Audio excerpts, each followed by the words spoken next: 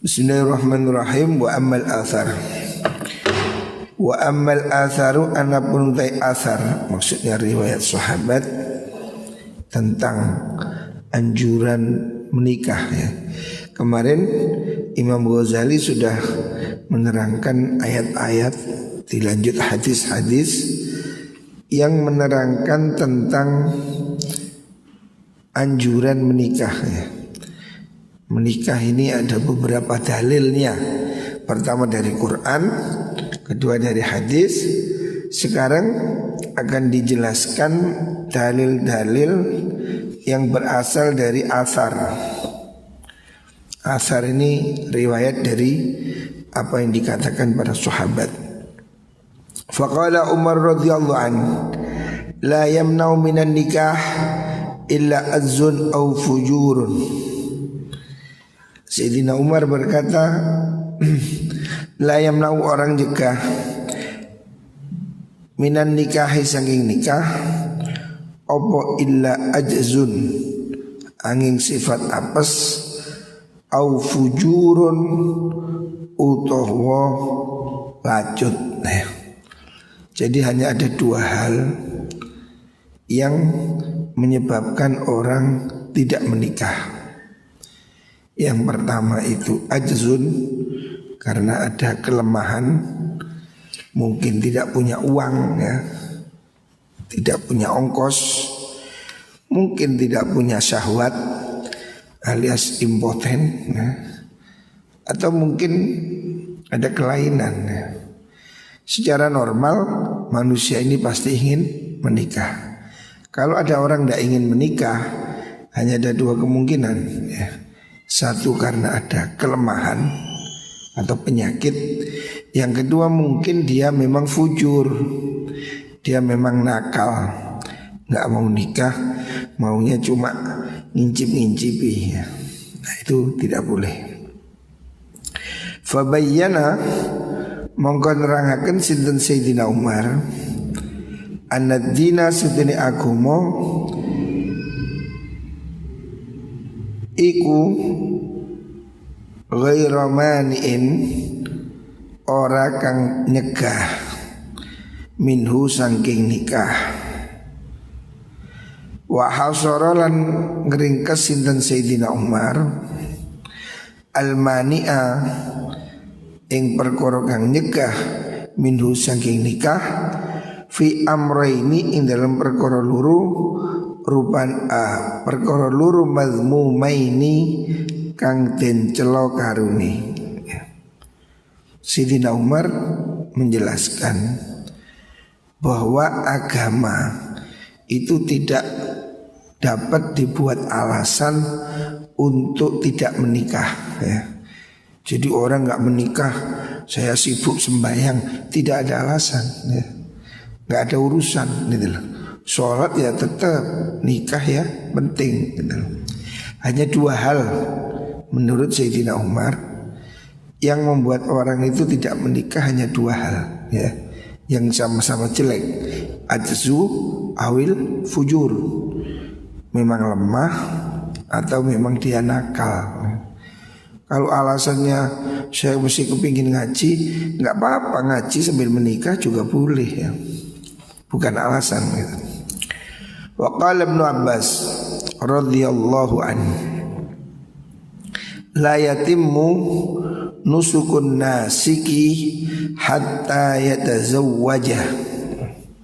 Sahabat Ibnu Abbas menyatakan la yatimmu tidak sempurna, la yatimmu ora sempurna apa nusukun nasiki ibadahi wong kang ngabekti ya, seseorang ahli ibadah, ibadahnya belum sempurna ya. Hatta yatazawwaja sehingga rabi sapa nasik ya. Belum sempurna ibadah sebelum dia nikah. Alhamdulillah. Sebelum dia menikah ibadahnya belum sempurna ya. Maksudnya apa?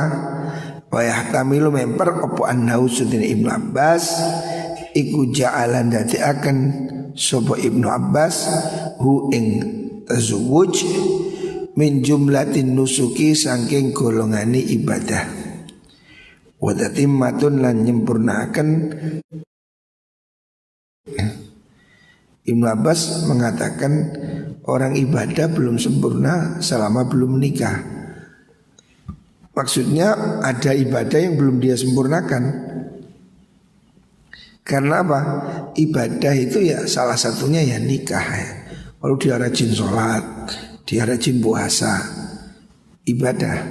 Tapi ada yang belum, apa? Nikah.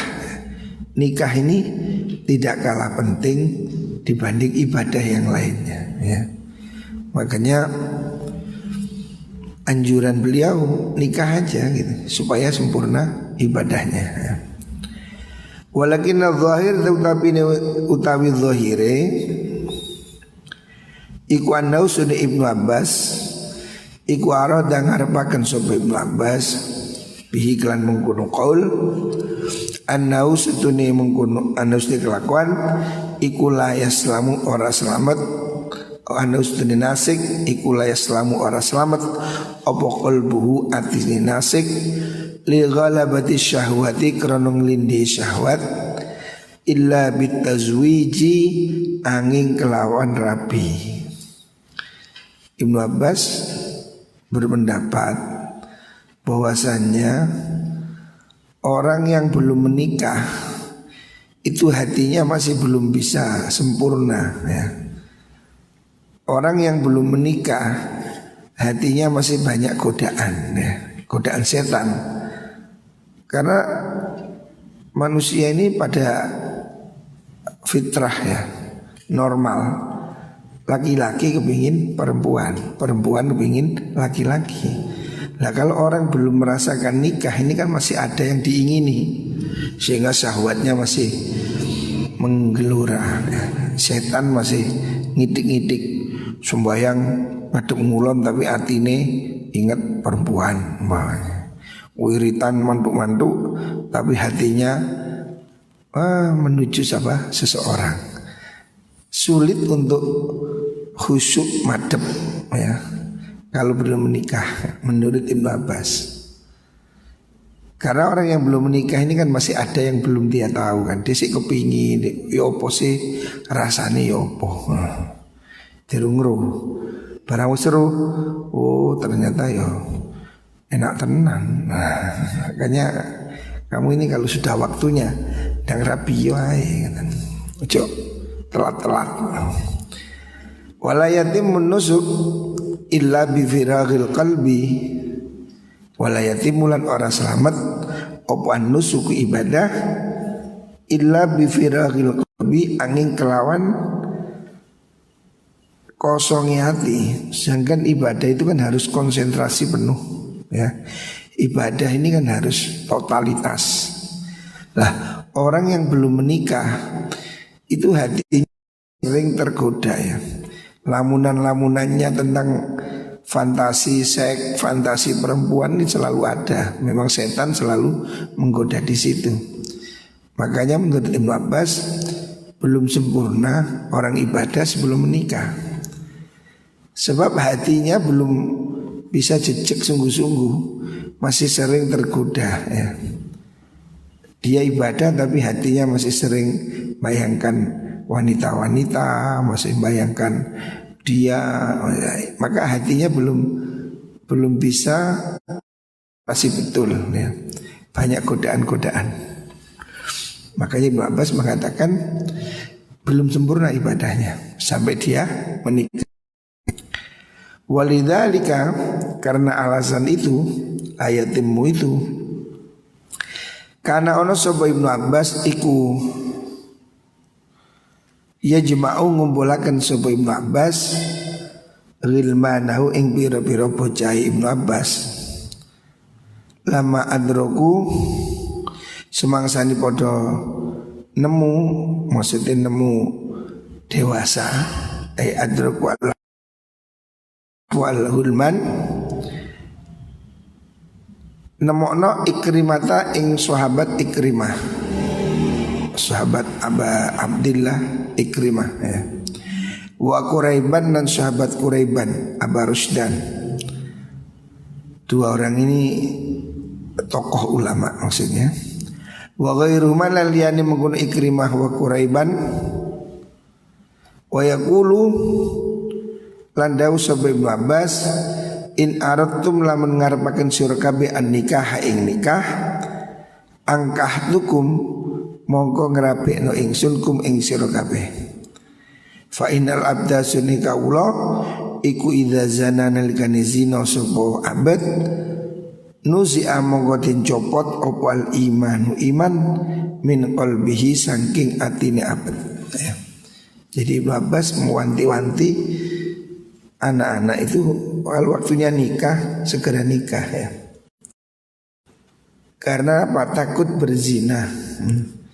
Kalau berzina maka dikhawatirkan imannya menjadi hilang ya. Memang ada hadis yang diriwayatkan dari Abi Hurairah, Rasulullah SAW bersabda, "Idza zanal abdu kharaja minhul iman."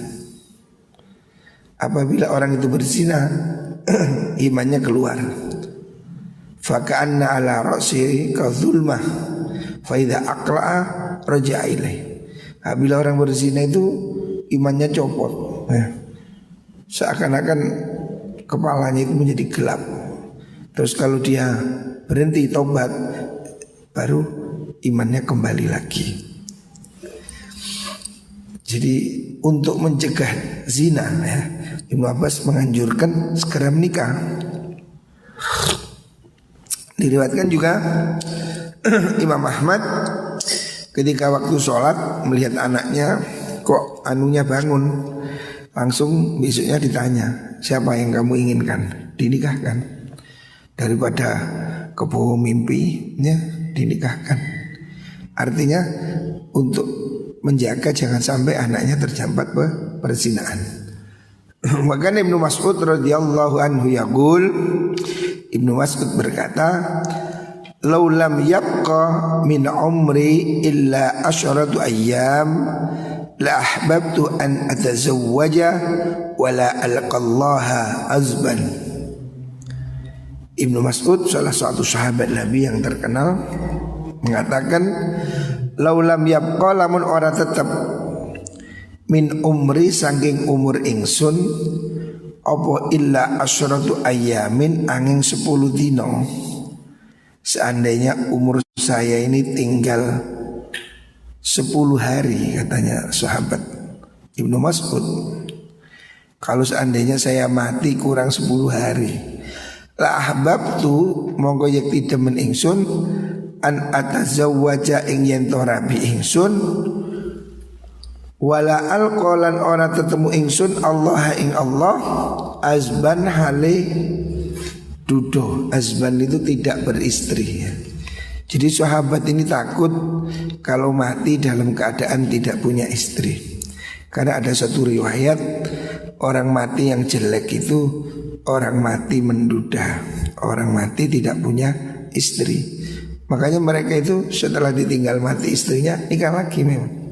Supaya apa? Takut supaya dia kalau mati dalam keadaan supaya beristri, tidak menduda gitu.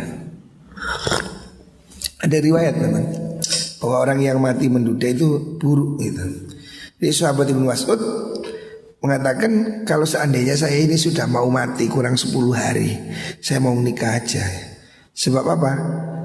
Wala alqallah azban. Saya tidak ingin bertemu Allah dalam keadaan duda, tidak beristri ya. Jadi nikah ini bukan soal hanya kebutuhan jasmani, tapi ada kebutuhan rohani ya. Pahalanya orang menikah ini kan berlipat ganda. Orang belum menikah atau orang punya istri dibanding tidak punya istri, itu sholatnya beda, pahalanya beda ya. Makanya kiai-kiai itu istrinya meninggal, menikah lagi karena apa? Takut kehilangan pahalanya itu. Wa matat imra'adani li Mu'adz bin Jabal. Wa matat lan sedo sapa imra'atani wadon loro, dua orang istri li Mu'adz bin Jabal kedua sahabat Mu'adz bin Jabal radhiyallahu anhu fi ta'uni ing dalem mangsa ta'un. Ta'un itu pandemi. Kalau hari ini ya corona virus ini. Sahabat Ibnu Abbas kehilangan dua istrinya di masa pandemi. Wa kana huwa aidan mat'unan. Wa kana lan ono sapa Ibnu Abbas huwa ya Ibnu Abbas iku mat'unan kang kena ta'un. Dia juga dalam posisi sakit. Istrinya dua meninggal, dia sendiri sakit. Loh, tapi dia tetap minta dikawinkan. Faqala ngucap sapa Mu'adz zawwijuni zawwiju ngrabekno sira ni ing ingsun. Kondisi sakit, istrinya meninggal, dia minta dinikahkan. Wis loro padahal. Kenapa? Kenapa Mu'adz kok minta menikah? Fa ana akrahu an alqallaha azban. Fa ana te ingsun iku akrahu sengit ingsun an alqallaha ing yen tetemu ingsun Allah ing Allah azban halidudo ya. Jadi sahabat Mu'adz ini tidak mau mati dalam keadaan menduda ya. Makanya dia walaupun pada posisi sakit, istrinya meninggal, minta dinikahkan lagi. Takut kalau dia mati dalam keadaan tidak punya istri. Tuh, kenapa kok takut?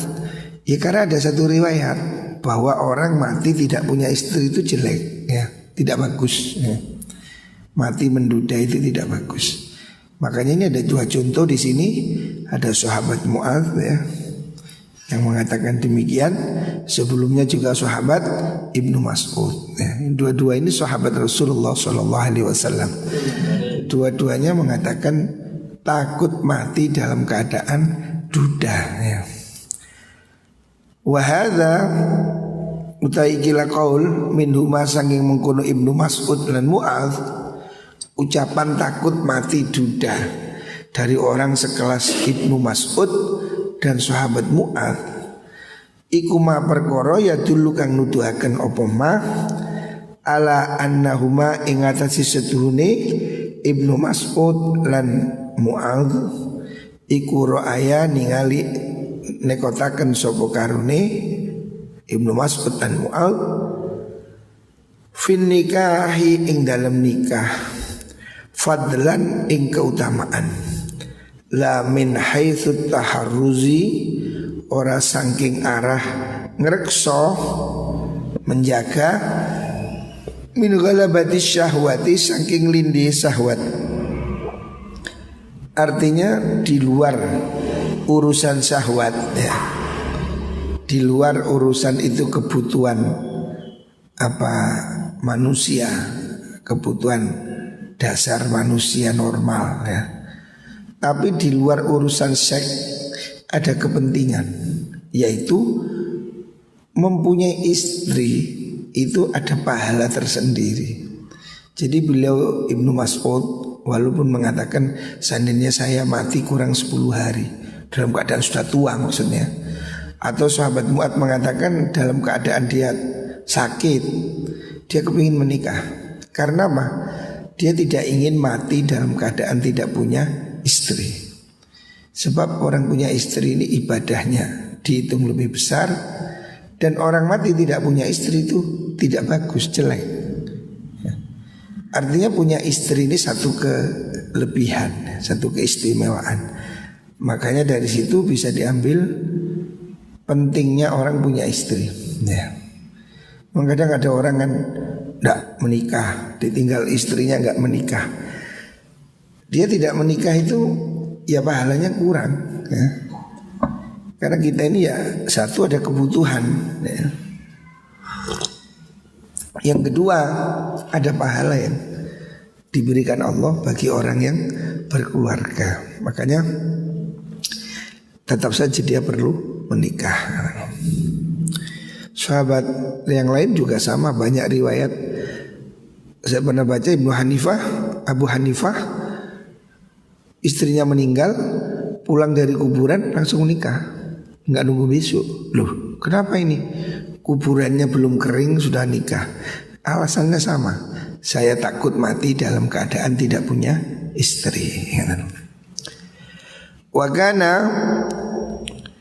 Umaru radhiyallahu anhu, wa kana lan ono sapa Umaru Sayyidina Umar radhiyallahu anhu iku yuksiru ngakeh-ngakehaken sapa Umar minan nikahi saking nikah. Ada sahabat nih yang seneng nikah, termasuk Sayyidina Umar. Zaman biyen ya, zaman dulu nikah kan nggak perlu surat, nggak perlu KUA. Ya, orang bisa nikah berkali-kali. Hari ini susah.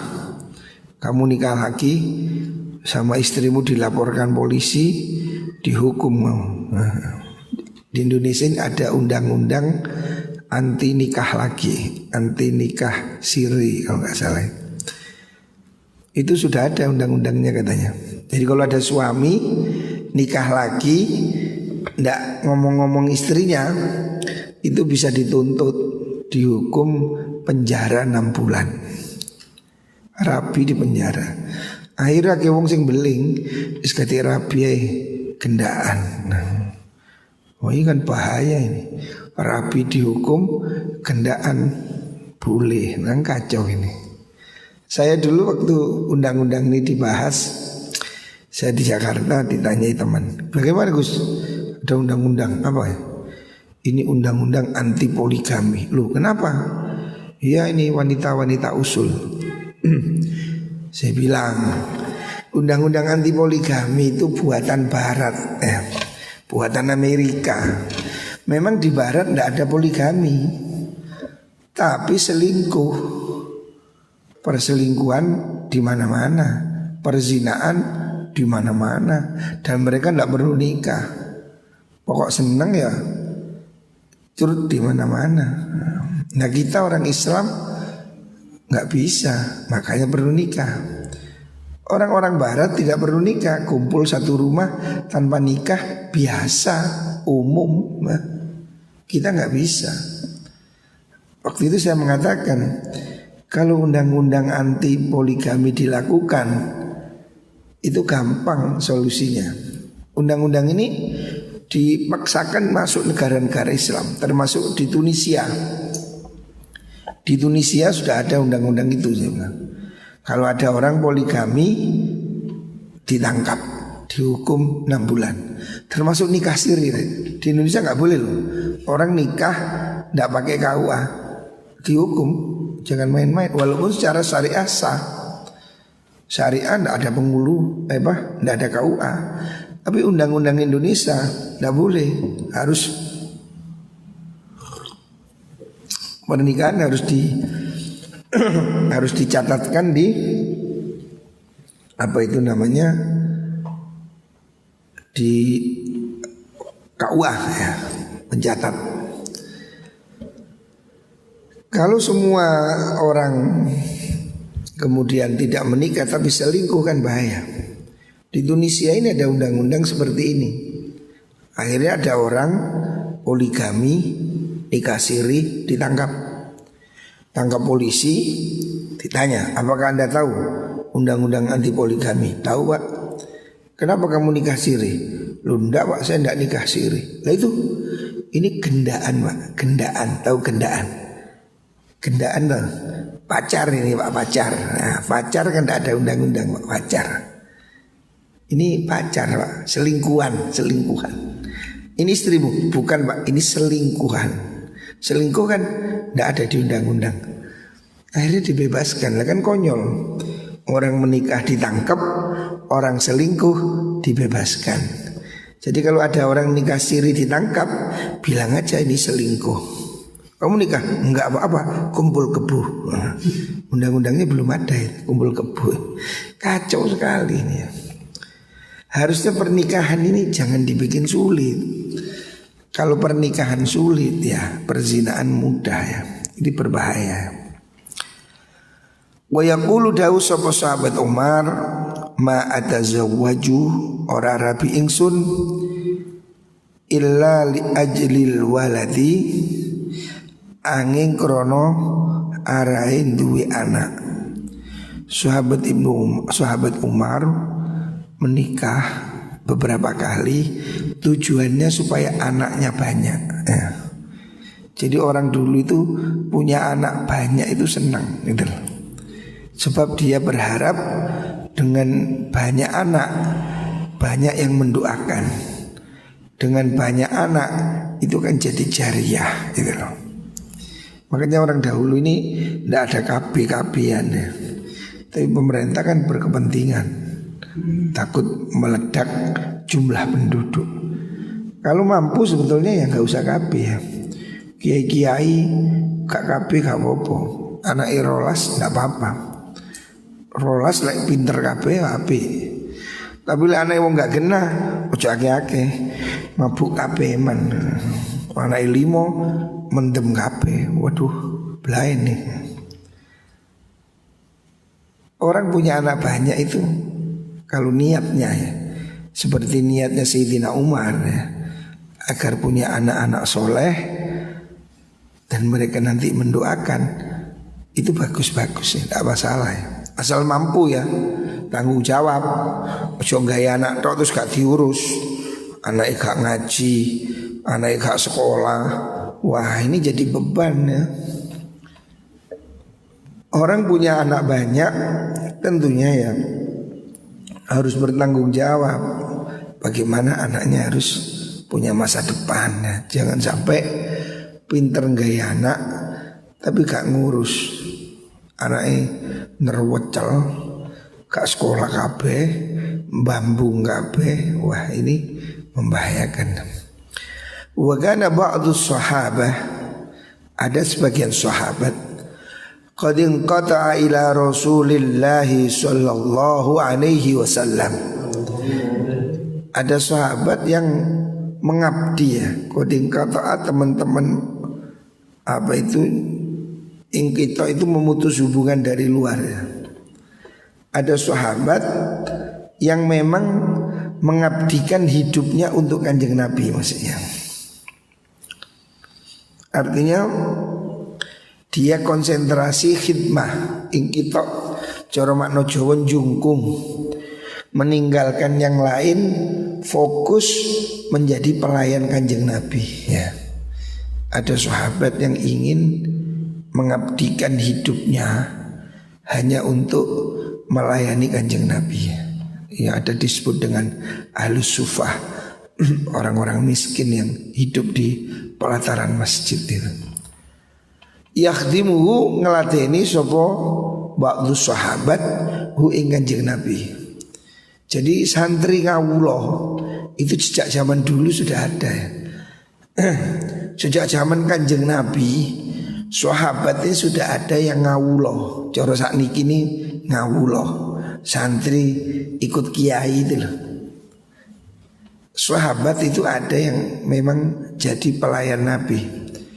Wa yabitu indahu, wa yabitu lan nginep sapa ba'du sahabah indahu ana ngersane Kanjeng Nabi. Dan memang dia nginep ya, tidur di masjid di emper, memang khusus ingin melayani Kanjeng Nabi.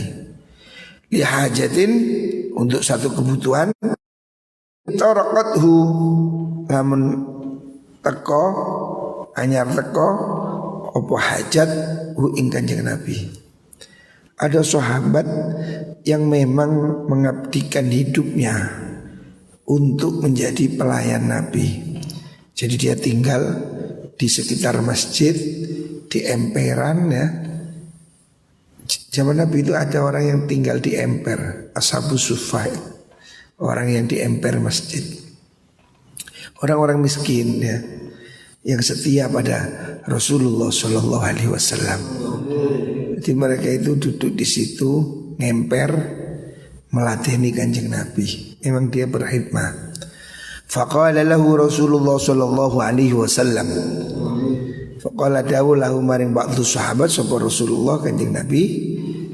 Nabi bertanya suatu saat, ala tatazawwaj, ala tatazawwaj kenapa ora rabi sira? kenapa kamu gak nikah? Kenapa kamu kok gelundung-gelundung kayak pondok ae lapo kan deh? Faqala ngucap sebuah ba'du sahabat. Dia menjawab, ya Rasulullah, ana faqir. Rasulullah, ana uta ingsun iku fakirun melarat. Kanjeng Nabi, kula niki melarat, ya. Terapi bondo dengkul, ya. Bondo berengos. Mboten enggak ada nopo-nopo Kanjeng Nabi. Ana fakir. La syai'a li, la syai'a orang suci ku maujud. Li kedua ingsun, saya enggak punya apa-apa. Wang qata'a lan dadi pegot an khidmatika saking nglateni panjenengan. Maksudnya kalau saya menikah nanti saya tidak bisa ngelateni panjenengan, gitu lah. Atau wa angqatiu jika boleh. Dan bakal pedot sapa ingsun, gitu boleh. Saya akan terputus ya an khidmatika saking khidmah panjenengan. Ada sahabat ini tidak nikah, ditanya Nabi, kenapa kamu gak menikah? Nabi, saya tidak punya apa-apa. Yang kedua, kalau saya nikah nanti saya tidak bisa ngelatih panjenengan, gitu loh. Fasakata nuli menang sapa Nabi. Nabi diem. Summa ada nuli baleni sapa Nabi ing kalam sanya nindang keming pindho. Nabi diem. Tanya lagi, kenapa kamu gak nikah? Fa'adal jawab, fa'ada mengembalikan sapa ba'du sahabat al jawaba ing jawaban. Nabi tanya lagi, kenapa kamu gak nikah? Dia menjawab, Nabi, saya tidak punya apa-apa. Dan kalau saya nikah, saya takut tidak bisa ngeladeni panjenengan. Jadi sahabat setia betul ini, takut menjauh dari kanjeng Nabi. Summa tafakkaru sahabi, summa tafakkaru nuli mikir-mikir sapa as-sahabi mengkono sahabat yang ditanya ini. Mikir dalam hati maksudnya, Nabi kok tanya 2 kali ya? Nah, sudah dijawab, tanya lagi. Akhirnya dia itu batin, kenapa ya kok ditanya sampai 2 kali? Waqala ngucap sapa sahabi ngucapaken, wallahi la Rasulullah a'lamu bima yuslihuni fi dunyaya wa akhirati. Wallahi demi Allah, la Rasulullah yakti utai Rasulullah sallallahu alaihi wasallam iku a'lamu luwih weruh bima klan perkara yuslihuni kang bagusi apa mani ing ingsun fi dunya ya ing dalam dunya ingsun wa akhiratin akhirat ingsun wa malan perkara yuqarribuni kang marakaken apa mani ing ingsun ilallahi maring Allah minni timbang saking ingsun. Setelah ditanya 2 kali, sahabat ini mikir, mungkin ada yang salah ya. Makanya Nabi mengatakan, sahabat ini mengatakan, wis terserah panjenengan Nabi, panjenengan Allah dan panjenengan Rasulullah pasti lebih ngerti apa yang terbaik buat saya dunia akhirat, dan apa yang membuat saya lebih dekat pada Allah daripada saya. La anqala li as-salisa la af'alan. Ya. La anqala yakti dawuh sapa Nabi lima ring ingsun as-salisa ing ambalan kaping 3 la af'alan. Iki nglakoni ingsun. Setidaknya 2 kali dia itu rumongso. Kalau Nabi tanya 3 kali, wis saya akan menikah aja. Berarti Nabi menginginkan saya menikah. Faqala mongko dawuh sapa Rasulullah sallallahu alaihi wasallam lahu maring mengkono sahabi salisatan ing ambalan kaping 3. Bener. Ternyata Nabi tanya lagi. Tadi tanya, kenapa kamu gak nikah? Saya miskin, saya ingin bersamamu Nabi. Nabi tanya lagi, dijawab sama. Sahabat ini punya kerentek di hati. Nabi kok di bulan baleni tanya. Wis kalau tanya lagi saya akan bilang nikahkan saya. Berarti Nabi ingin saya menikah. Ya. Ala tatazawwad. Nabi bertanya, ala tatazawwad. Kenapa kamu tidak menikah? Pertanyaan yang ketiga ini sama. Fakultu ngucap ingsun ya Rasulullah. His nekat deh sahabat ini. Ultu ngucap ingsun ya Rasulullah zawijni. Ngerabeaken tuan ni ing kula. Nggih pun Nabi nikahkanlah saya ya. Nyerah ini. Kok ditanyai terus sama Nabi. Kenapa enggak nikah? Saya miskin Nabi. Kenapa enggak nikah? Saya miskin Nabi. Ditanyai lagi, kenapa enggak nikah? Waduh, ini berarti kongkon nikah. Langsung dia dahului Nabi, saya dinikahkan aja. Ya. Faqala dawuh Nabi, idhab ila bani fulan. Idhab budalo siro ila bani fulan maring bani fulan. Sudah kamu pergi ke keluarga si fulan. Fakul ngucap siro, katakan pada mereka, inna Rasulullah sallallahu alaihi wasallam, sesungguhnya Rasulullah iku ya'murukum perintah sapa rasulkum ing sira kabeh antu zawwijuni yen to ngrapekno sira kabeh ni ing ingsun fatatakum ing pira-pira wadon nom sira kabeh. Akhirnya Nabi menyuruh dia nikah.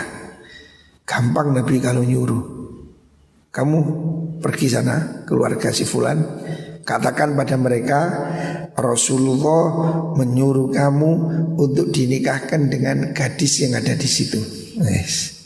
Gak milih wis pokoke rabio kayak kono, nang sukonolo kono, rabio waran tak kongkon aku.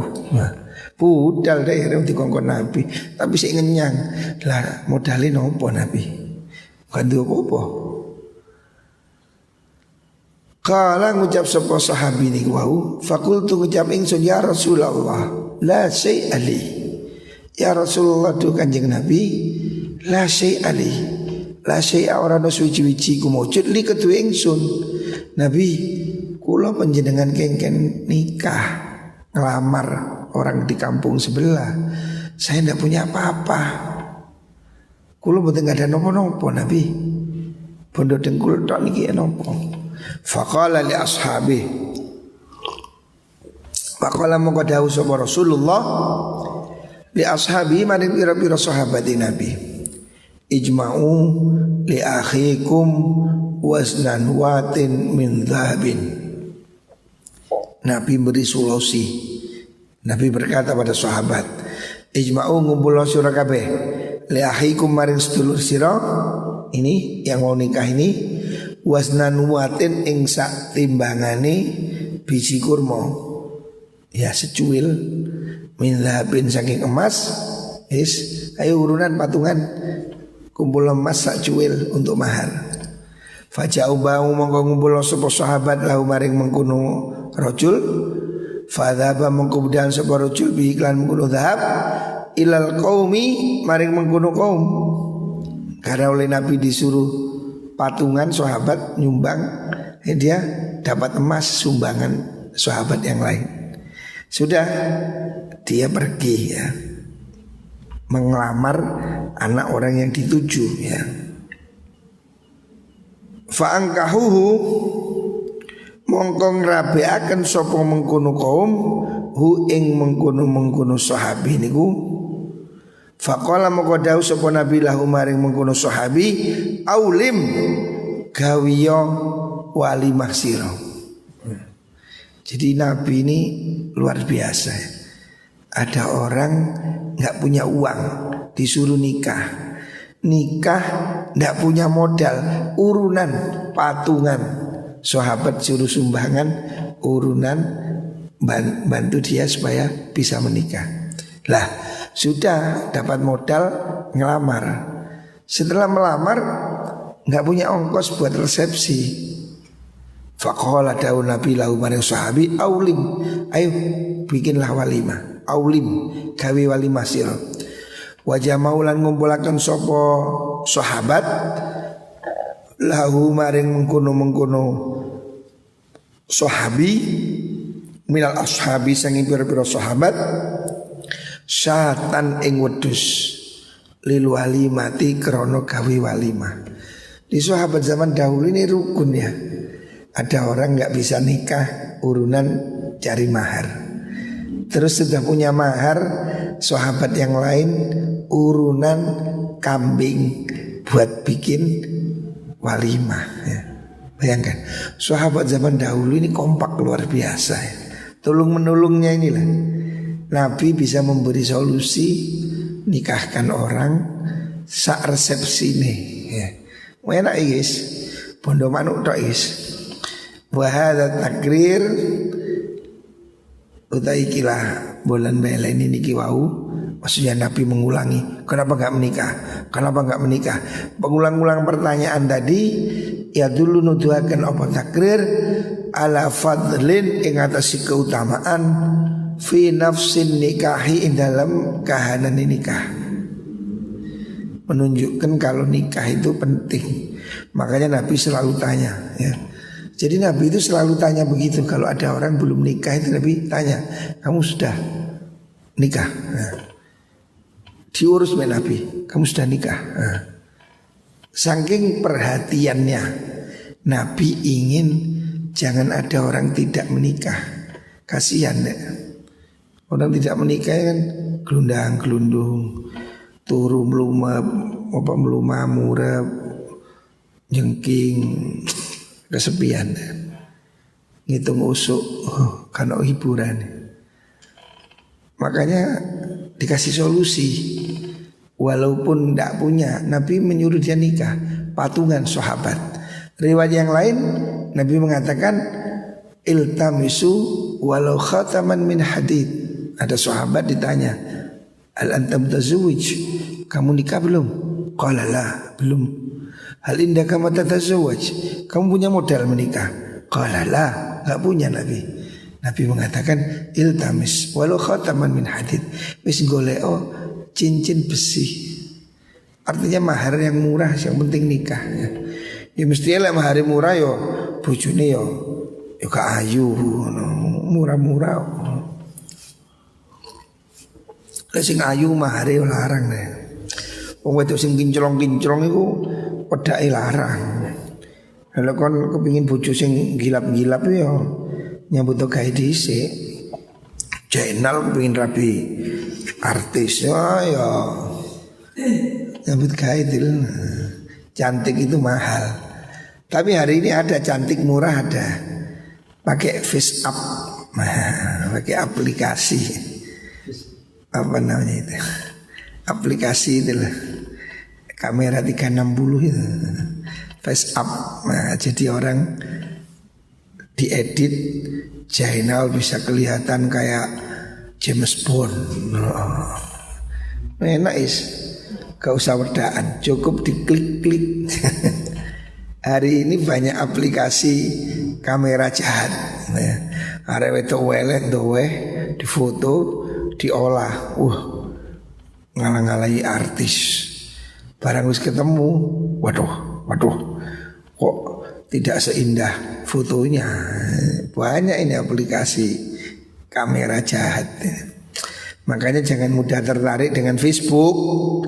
Facebook ini banyak yang palsu-palsu ya. Lihat agamanya ya. Menikah itu penting, faktor agama. Wa yahtamilu lan memper, ada kemungkinan riwayat tadi annaus dari Nabi ikut tawassama. Annaus dari Kanjeng Nabi ikut tawassama. Ningali sapa Kanjeng Nabi. Maksudnya tawassama itu melihat isyarah gitu. Ya. Nabi bisa jadi melihat kecondongan ya. Fihi ing dalam mengkono sahabi al hajata ing hajat ilan nikahi maring nikah. Atau Nabi memang melihat orang itu kepingin nikah, makanya ditanyai terus gitu. Alhasil tapi nikah itu penting. Makanya Nabi sampai menyuruh orang patungan menikahkan orang lain ya. Jadi hari ini problem kita ini juga masih sama. mudahkan pernikahan ini penting. Banyak orang tidak menikah gara-gara biaya nikah mahal. Bahkan ada orang sampai utang-utang. Saya lihat di Facebook ada bapak rela jual rumah. Bayangkan rumah dijual demi resepsi anaknya. Iki wong gendeng iki, naudzubillah. Mosok omah didol ke resepsi. Lah yo edan iki. Jadi sekarang bapaknya tinggal di gubuk ya demi untuk biayai resepsi anaknya. La haula wala quwata illa. Kok ya segitunya gitu. Di desa banyak orang itu mantu utang. Utang sapi, utang beras, utang ini sampai 5 tahun tidak nyaur ya. Sampai dua anak belum bisa nyaur. Itu tidak bagus ya. Pernikahan jangan dipaksakan berbiaya mahal. Tradisi nikah berbiaya tinggi itu jelek ya. Memang resepsi itu sunnah. Rasulullah SAW menganjurkan resepsi, tapi nggak usah mewah-mewah. Nggak usah resepsi 7 hari 7 malam di hotel. Itu pemborosan. Cukup kata Nabi, aulim walau bisyatin. Bikin walimah walaupun 1 ekor kambing. Cukup ya. Nggak usah nyembelih sapi pitu kakean. Orang desa biasanya kan kalau mantu sampai seminggu, bahkan kurang 2 minggu sudah biyoto. Sing ngoncai kelopo, sing gawe jenang. Biaya biyotonya ini lebih mahal dari biaya mantennya. Lawan tetanggone kuwape biyoto, ngoncai berambang, mencai kelopo. Ya ini tradisi gotong royong tapi jangan berlebihan. Kadang orang ini sibuk mantu itu sampai setengah bulan biyoto. Ini terlalu berlebihan. Sebetulnya walimah itu cukuplah sederhana. Jangan sampai utang ya. Walimah jual sawah. Di desa kadang masih ada begitu itu. Jual sawah gengsi. Bahkan nyunat no anak itu. Nyunatkan anak. Pasang terop, beli sapi. Untuk apa? Anak saya laki-laki ndak ada yang pakai nyembelih sapi ya, wedus gak usah. Islamatan biasa kan. Tapi orang desa kan ada yang fanatik. Nyunat beli sapi, rapi beli sapi. Ini ekonomi biaya tinggi ya. Ngarep no buuhan. Padahal berapa sih dapatnya buuh ini? Buuh tahu buuh itu. Tradisi buuh itu tidak bagus. Itu kan diutang nomalian. Makanya kalau di desa kan buuh dicatat. Ini buuh piro, ini bawa uang berapa, nanti harus dikembalikan. Nah itu sebetulnya memberatkan. Nikah itu tidak perlu dibikin berat ya. Nggak usah dibikin mahal. Kalau kamu punyanya ayam ya sudah nyembelih ayam aja. Jangan nyembelih sapi ya. Kalau kamu mampunya di musola, ya udah di musola, nggak usah terop. Sekarang ini kan teropnya aja bisa 20 juta deh. Kuade, apa itu kuade ini? Pelaminan ini lah. Itu 15 juta, 40 juta. Lalu kuade loh. Mahal, berlebihan. Kadang undangannya aja. Saya ini sering dapat undangan pernikahan. Ada undangannya itu Masya Allah kayak kitab gini. Mungkin undangannya itu 50.000 sendiri itu undangannya. Besar kayak kitab begitu. Untuk apa undangan itu setelah dibaca dibuang. Maksudnya disimpan lah, undangan disimpan kayak apa. Tapi orang ini latah ya. Suka mahal. Undangannya mahal, dekornya mahal, prasmanan mahal. Akhirnya banyak orang tidak menikah takut tidak punya uang. Ataupun menikah tapi banyak utang. Utang sapi, utang beras, utang ini, utang itu. Di mana enaknya menikah setelah itu nanggung utang itu? Kan lebih baik nikah sederhana, punya uang buat modal. Itu benar ya. Nggak usah nikah mahal-mahal. Saya ada teman menikahkan anaknya di gedung. Saya tanya berapa biayanya? 2 miliar. Ya Allah, nikah 2 miliar. Dibelikan rumah, sak mobilnya, sak tokonya cukup. Ngapain harus mahal-mahal ya? Saya katakan tidak perlulah resepsi yang mahal. Yang penting halal ya. Nikah itu yang penting halal. Resepsi seadanya. Moga-moga semua diberi rezeki yang berkah, diberi kesehatan. Sing durung rapi muga-muga oleh jodoh solehin solehah. Amin Allahumma amin.